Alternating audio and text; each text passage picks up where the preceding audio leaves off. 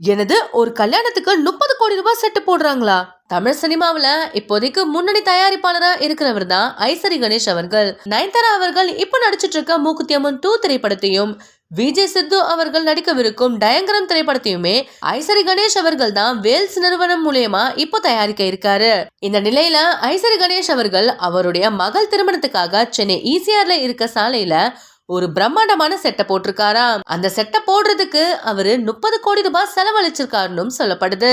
ஐசரி கணேஷ் அவர்களுடைய மகள் திருமண வரவேற்பு அரங்கத்தை சினிமா செட்டு போலவே வடிவமைச்சிருக்காங்களாம். ஐசரி கணேஷ் அவர்கள் அவருடைய மகள் திருமணத்திற்காக இவ்வளவு பிரம்மாண்டமான செட்டை போட்டிருக்கிறது பலருடைய கவனத்தையுமே இழுத்திருக்கு. இந்த திருமணத்துல முதலமைச்சர் உட்பட பல அரசியல் பிரபலங்களும் சினிமா பிரபலங்களும் கலந்துக்க இருக்காங்கன்றது குறிப்பிடத்தக்க விஷயமா இருக்கு. தமிழ் சினிமாவில மான் கராத்தே திரைப்படத்தின் மூலமா அறிமுகமான வைஷாலி தனிகா சினிமா வாய்ப்புகள் அதிகமா இல்லாததுனால சின்ன திரையில நாடகங்கள் நடிச்சிட்டு வந்துட்டு இருந்தாங்க.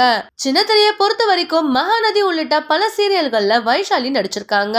வைஷாலி சீரியல்ஸ் பண்ணதுக்கு பிறகு நிறைய ஃபேன் பேஸும் அவங்களுக்கு கிடைச்சிருக்கு. இந்த நிலையில வைஷாலி தாம் பிரெக்னண்டா இருக்கிறதா ஒரு செய்திய அவங்களுடைய இன்ஸ்டாகிராம் பக்கத்துல தெரிவிச்சிருக்காங்க.